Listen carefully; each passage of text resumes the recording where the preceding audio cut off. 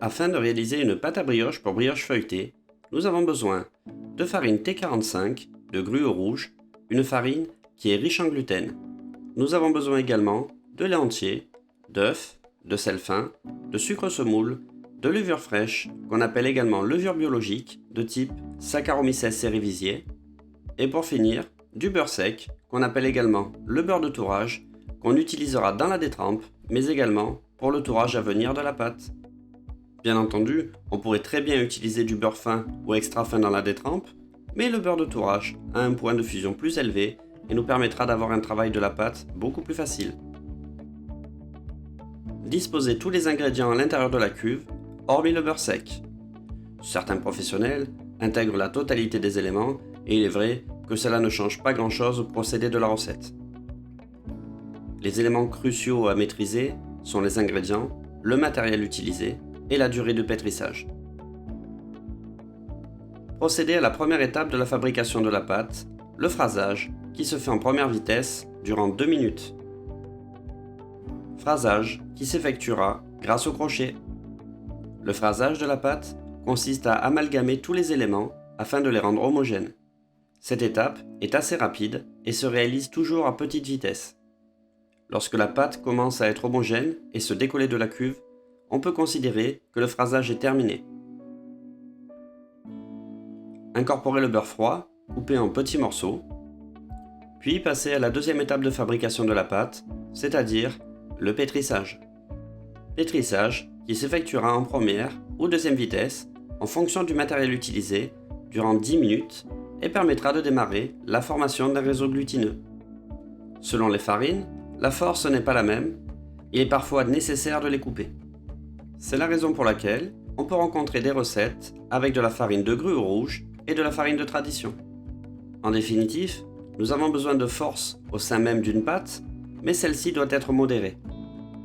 Chaque professionnel va ainsi adapter son protocole en fonction des ingrédients utilisés et du matériel. Attention à ne pas trop pétrir, car l'excès de pétrissage génère de la force. De même, la fermentation et le tourrage génèrent également de la force au niveau d'une pâte. C'est la raison pour laquelle le pétrissage doit être parfaitement encadré. À l'issue du pétrissage, la pâte est homogène, la température idéale de la pâte se situe entre 22 et 24 degrés. Récupérez la pâte sur le plan de travail légèrement fariné et la rabattre.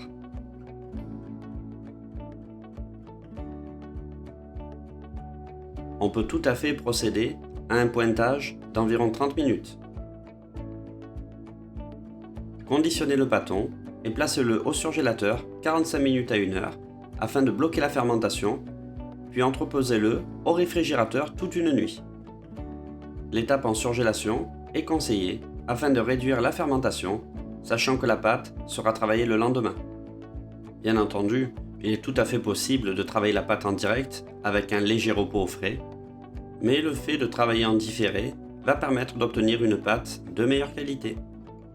Le lendemain, étalez la pâte pour lui donner une forme rectangulaire d'une épaisseur de 7 à 8 mm.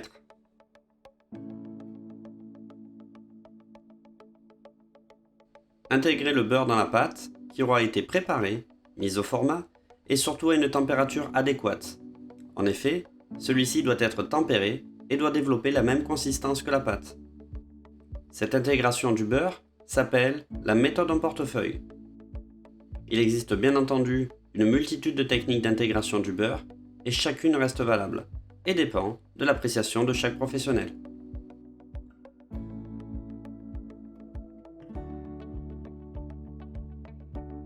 Abaissez la pâte jusqu'à environ 5 mm d'épaisseur. Afin d'obtenir des angles parfaitement droits et de beaux feuillets, il est d'usage de parer les bords. Bords qui peuvent se retrouver sans beurre et ceci nuirait au bon développement des feuillets.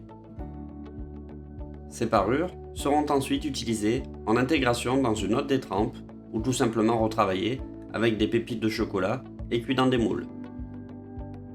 Réalisez un tour simple.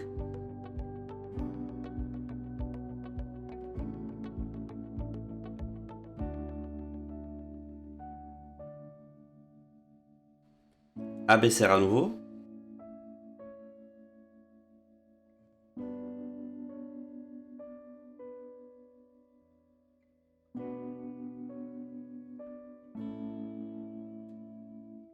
Réalisez un deuxième tour simple. Idéalement, filmez et placez en cellule de refroidissement pendant 10 à 15 minutes. Il est très important de bien conditionner la pâte durant chaque étape du procédé de fabrication afin d'éviter que celle-ci ne croûte et provoque des éléments disgracieux. Donnez le dernier tour simple.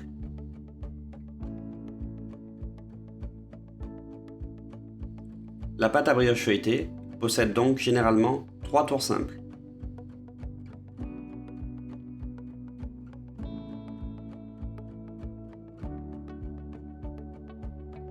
Entreposez au frais avant de l'utiliser afin de la raffermir. Abaissez la pâte sur 10 mm. Quel que soit le façonnage, pour réaliser de belles pièces, il est crucial de ne pas trop fariner les abesses. En effet, elles ne requièrent que très peu de farine. Une abesse trop farinée ne permettra pas une bonne adhésion des feuillets entre elles et sera néfaste pour l'harmonie de la pièce. Détaillez des bandes de 12 cm par 5 cm.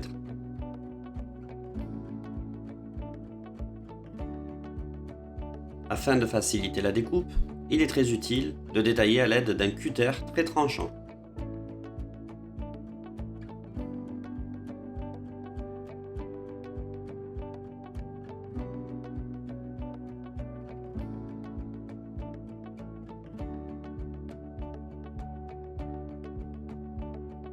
Entaillez sur presque toute la longueur 3 bandes en prenant soin de ne pas entailler toute la longueur.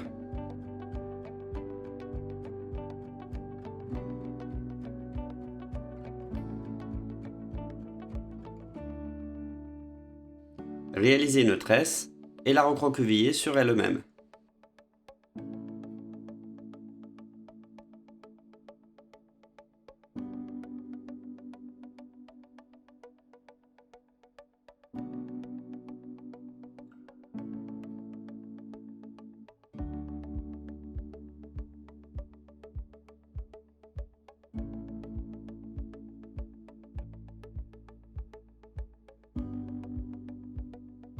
Déposez ces pièces dans des ramequins en aluminium préalablement graissés de 4 cm de hauteur par 8,5 cm de diamètre, 125 cm3.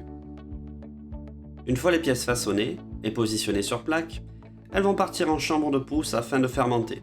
Cette deuxième étape de la fermentation se nomme l'après. L'après va permettre d'augmenter considérablement le volume des pièces. C'est lors de l'après qu'une pièce de viennoiserie va acquérir toutes les particularités qui vont lui conférer cette texture et cet alvéolage si caractéristiques. L'après mené à son terme, on observe un bon gonflement des pièces. Raffermir les brioches feuilletées en chambre froide 15 à 20 minutes. Dans le cas des pâtes levées feuilletées, c'est un net avantage pour la cuisson qui permettra d'avoir des feuillets beaucoup plus stabilisés. Enfournez sans dorer pendant 15 à 20 minutes à 165-170 degrés. Laissez refroidir les brioches feuilletées et démoulez sur une grille. Saupoudrez légèrement de sucre neige.